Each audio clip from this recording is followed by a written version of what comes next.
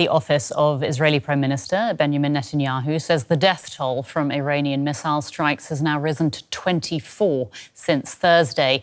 8 people were killed in the latest wave of overnight strikes, and dozens more were injured after multiple missiles made it past Israel's air defences. Loud explosions were heard in multiple cities, including in Tel Aviv. A baby is among those evacuated from a residential building in Petach Tikva, a town in central Israel. It was hit by an Iranian missile strike overnight, leaving several people dead and dozens more injured, according to the country's emergency service. Most people made it into the building's bomb shelter. After a few minutes, we heard a strong bomb, and after we go out, after a few minutes, we see all the damage, all the house is broken. Then you go out from the security room and you see that all your flat destroyed, so it's not nice. But this is where we are. Israel's strong defence systems couldn't protect Bnei Brak either, a town close to Tel Aviv. Among the buildings hit were a school and a synagogue. Israel's emergency services released this footage from the port city of Haifa. Another video shows smoke rising close to the city's power plant. Israel has promised to respond to Iran's latest strikes, which began after Israel launched an offensive against Iran last Friday. DW's Tanya Kremer is in Tel Aviv and described for us what she's seeing and hearing. Yeah, I'm right here in the center of Tel Aviv. I was also hit, and you can see that here right behind me in this area. Right now, what's happening, a lot of people who live here and who were maybe out in their shelters or had left, they're trying to get back into their flats to see what they can salvage. It's quite a scene of destruction here. We also heard from the US ambassador in Israel that the US consulate building, or some parts of it, were slightly damaged. Now, this is what we could also hear late last night. We're about 10 minutes from here in a shelter with other people when you heard a massive hit. And these are the missiles from Iran that are actually evading Israel's defense shield. Now, most of them are intercepted, but what we are seeing here is that some of them do impact across the country with these deadly results. And I think many people do realize here, how deadly and lethal and how much damage these missiles leave behind. What a trail of devastation. It's not just usually one building, but it's then all across the street and the neighborhood, what we've been seeing over the past 3 days in other areas as well. This is different to what people have experienced here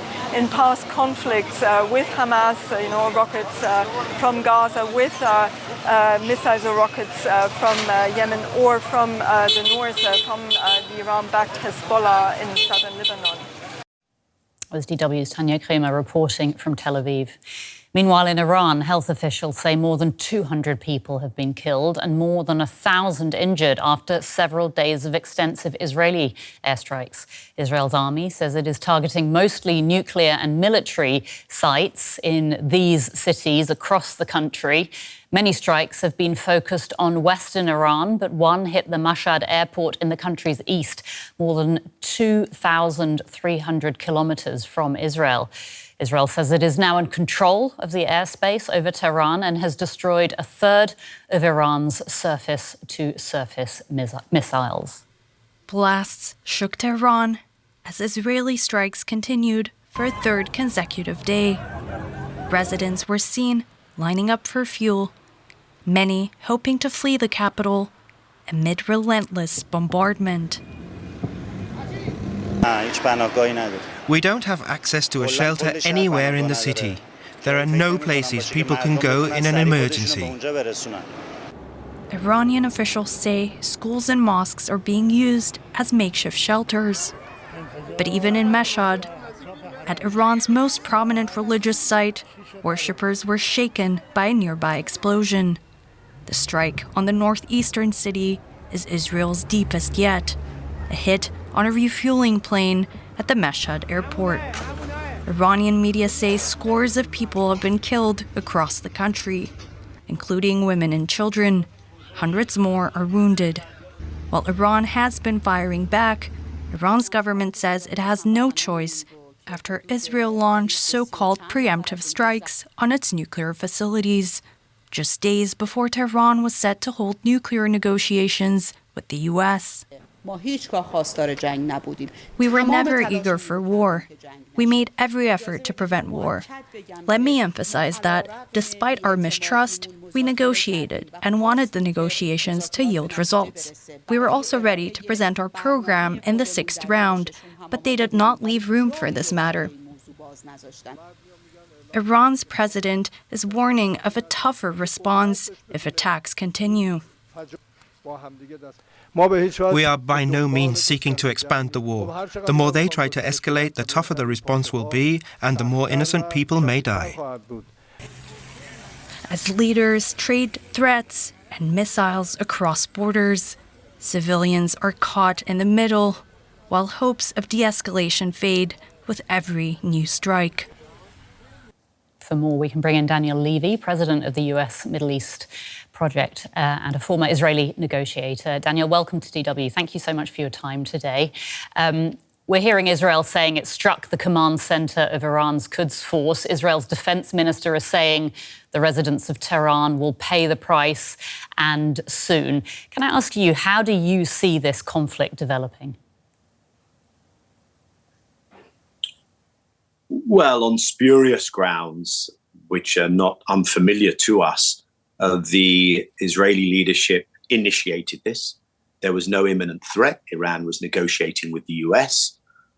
There was a deal, of course, regarding its nuclear program that Trump decided to pull out of, very much at Israel's urging.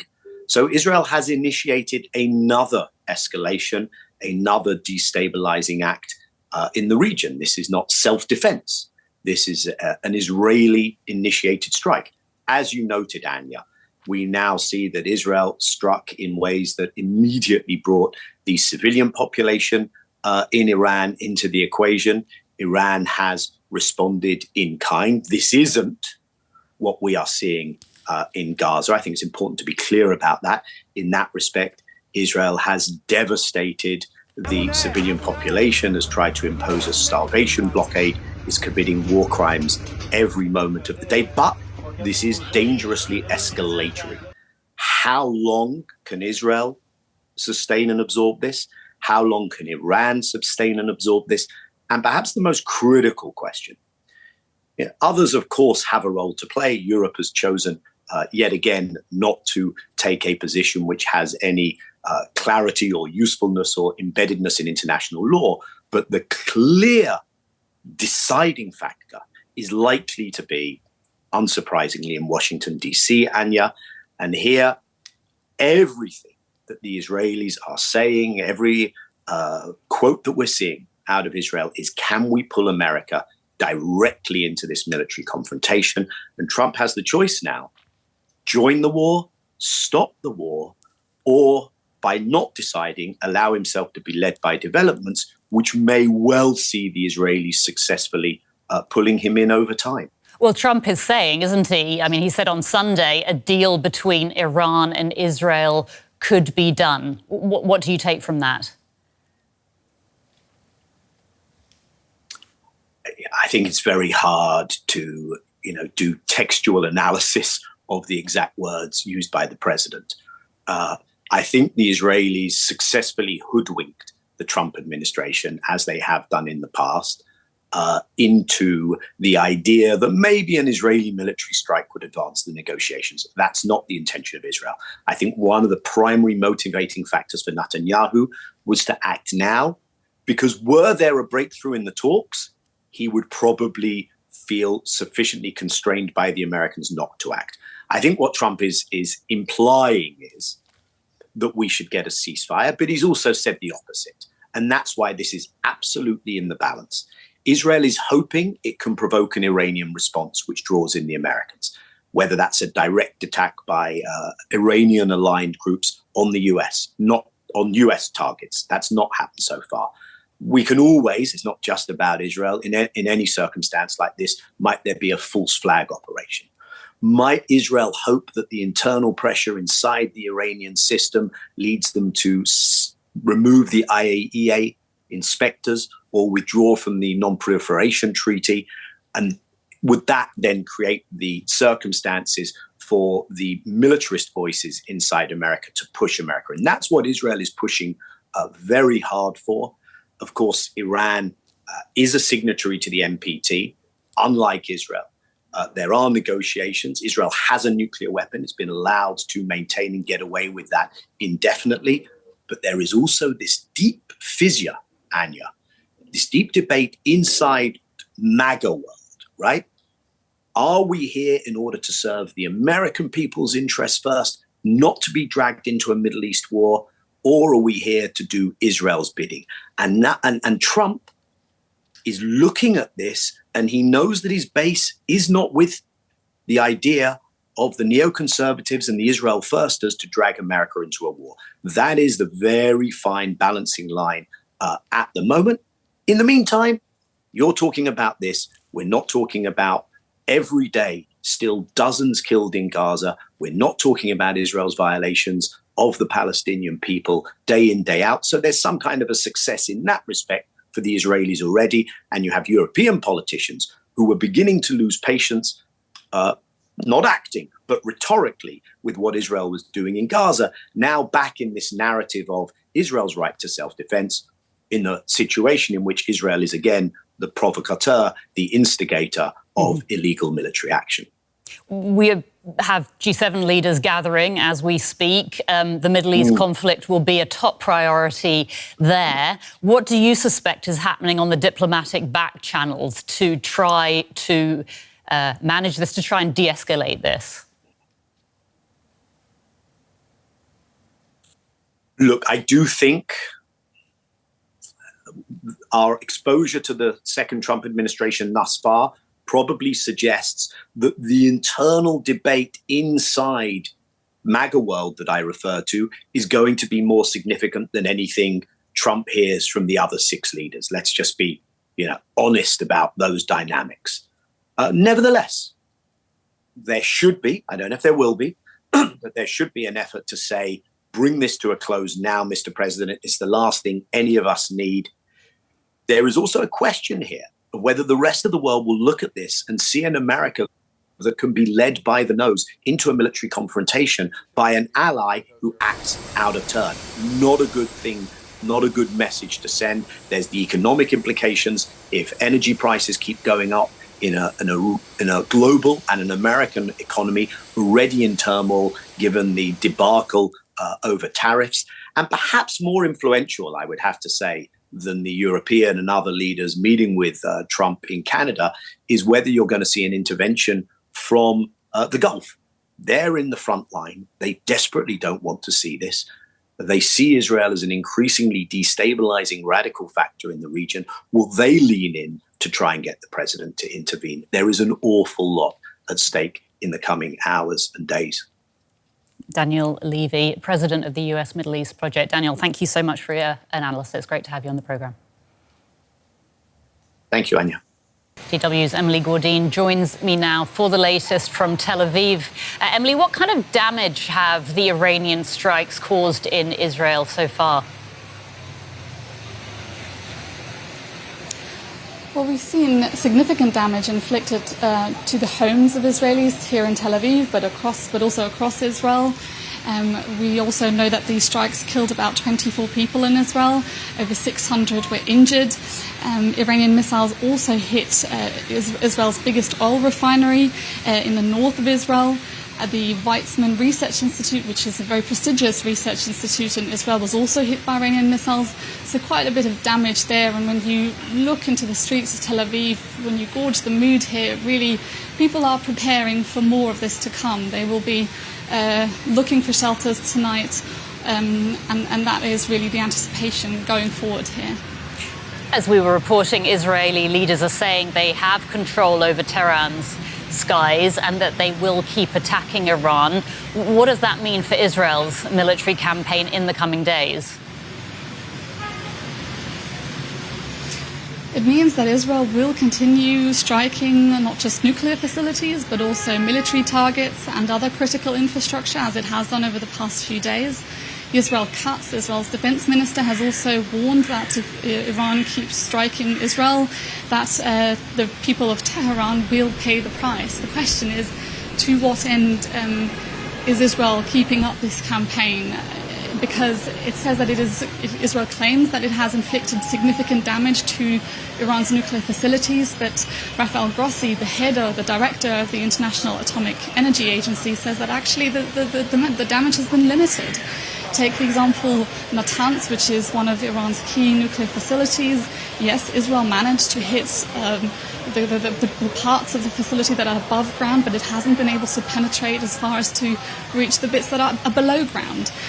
Take the other facility, Fordo, which is also a very key, very important nuclear facility to the Iranians, that hasn't been struck either. It's buried deep in the mountains in Iran, and Israel's national security advisor himself has said that without the bunker busting bombs from the Americans, Israel is unlikely to reach these facilities. So in the meantime, we are seeing Israel extend its strikes to sort of secondary targets in the absence of being able to reach these key nuclear targets under the ground. And of course, all of this is happening as Israelis themselves here in Israel are starting to pay a much higher price. That's right. I mean, there's a nationwide state of emergency in Israel that has been extended. Tell us about how this is impacting people's lives in Israel. Well, schools remain shut. There are no flights. There are dozens, hundreds of Israelis are stranded abroad. The streets feel eerily quiet. It's also coming at a huge cost to the economy. Former military officials in Israel say that it costs Israel about $1 billion a day to keep this war with Iran going. Still, there is significant political support for Israel's actions. Many see Iran as an existential threat to this country. They don't want to see another surprise to their security, as they saw on October 7th, 2023, when Hamas attacked Israel, killed 1,200 people and took 250 people hostage, some of which still remain in Gaza. The question is whether this support will keep up as Israel starts paying a much higher, not just civilian, but also economic cost to this operation. And speaking of Gaza, Emily, there are reports that scores of Palestinians were killed in Gaza today while they were trying to get food at aid distribution sites. Can you tell us any more about those reports?